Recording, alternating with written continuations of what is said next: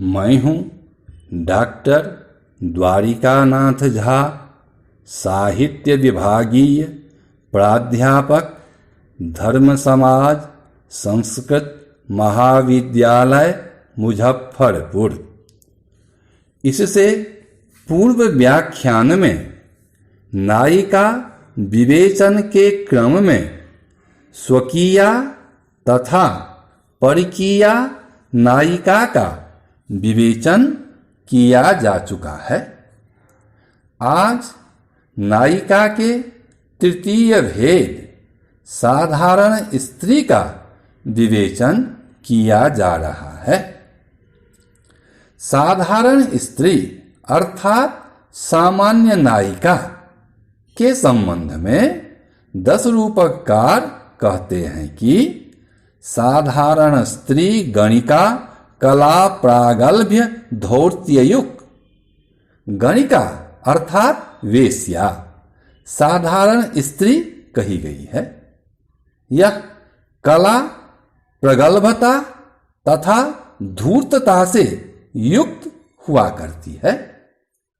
उस साधारण स्त्री का व्यवहार वात्स्यायन आदि के कामसूत्र आदि अन्य शास्त्रों में विस्तार से दिखलाया गया है। उसके व्यवहार का दिग्दर्शन मात्र दस रूपकार ने कराया है, जो इस प्रकार है। छन्न काम सुखार्थज्ञ स्वतंत्राहं युपंडकान रक्तेव रंजये दाढ़्यान निस्वान मात्रा विवासयेत। छन्नः अप्रकटः कामः काम व्यापारः यस्य स तादृशः। सुखार्थः सुखेन अनायासेन अर्थः संपत्तिः यस्य स तादृशः। अथवा सुखेन अर्थो अर्थ प्राप्तिर्यस्मात् स तादृशः। अज्ञः अज्ञानी स्वतंत्रः स्वच्छन्दः अनेन तस्य निरंकुशता सूचिता। अहंयुः अभिमानी पंडकः नपुंसकः तान् आढ्यान् संपत्तिशालिनः निस्वान् निर्धनान् मात्रेत्युपलक्षणम्। तेन कुट्टिन्याद्यन्यद्वारापि बोध्यम्। प्रतिसन्धानाय पुनः संधानाय मज्जनुरक्तोऽयं सर्वं स्वविभवजातं मां समर्प्य निर्गलितो जातः। अथ यदि एनं निस्सारयिष्ये तर्हि जेन केनापि रूपेण पुनः धनमुपार्ज्य मामुपैष्यतीति अभिलाषा इत्यर्थः। पुनर्धनप्राप्तौ मातरि दोषं दत्त्वा परिग्रहणाय मात्रादेः निस्सारणं बोध्यम्। अर्थात वह छिपकर काम तृप्त करने वाले, आराम से पैसा पैदा करने वाले अथवा आसानी से पैसा दे देने वाले बेवकूफ, स्वच्छंद, अभिमानी और नपुंसक आदि को संपत्तिशाली बने रहने तक अनुरक्ता के समान प्रसन्न करती है तथा धन क्षीण हो जाने पर इन्हें अपनी माता के द्वारा निकलवा देती है।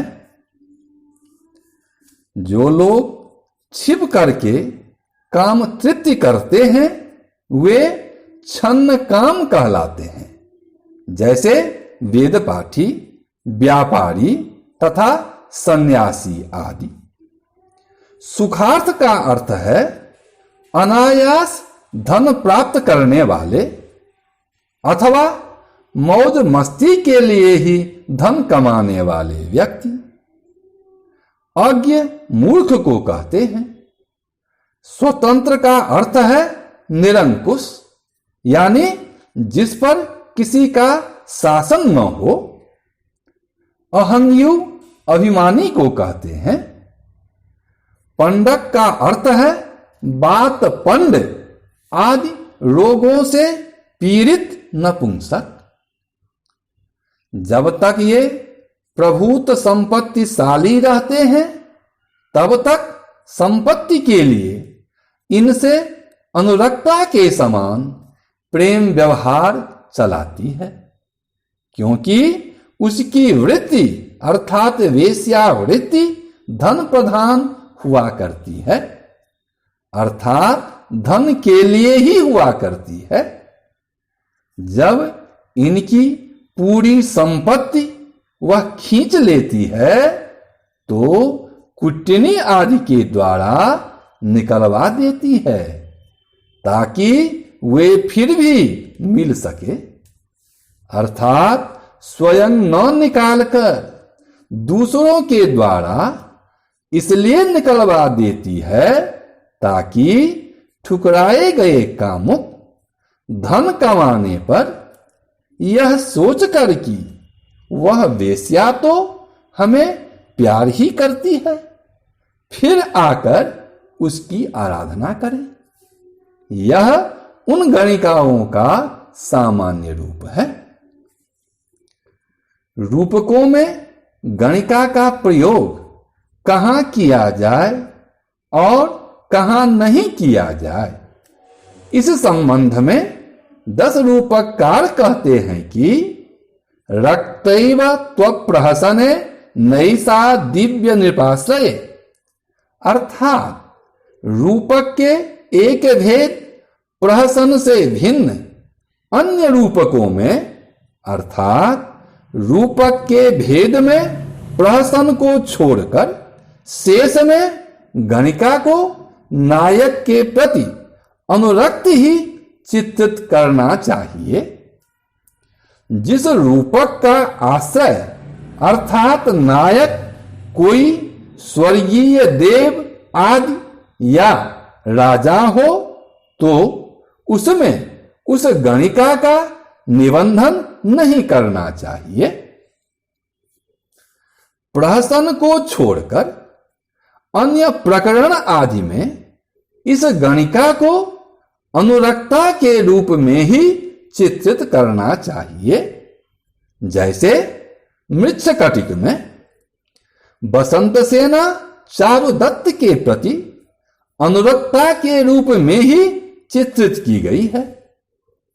प्रहसन में तो अरक्ता अर्थात नायक में प्रेम न करने वाली भी चित्रित की जा सकती है, क्योंकि प्रहसन हास्य का कारण हुआ करता है।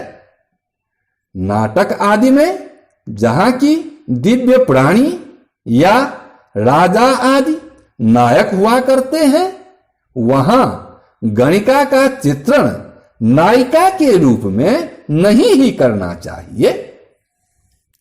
इस प्रकार पूर्व में वर्णित स्वकीया के 13 भेद तथा परकीया के 2 भेद और साधारण स्त्री का 1 भेद मिलाकर कुल अभी तक नायिका के 16 भेद दिखलाए गए हैं। इससे आगे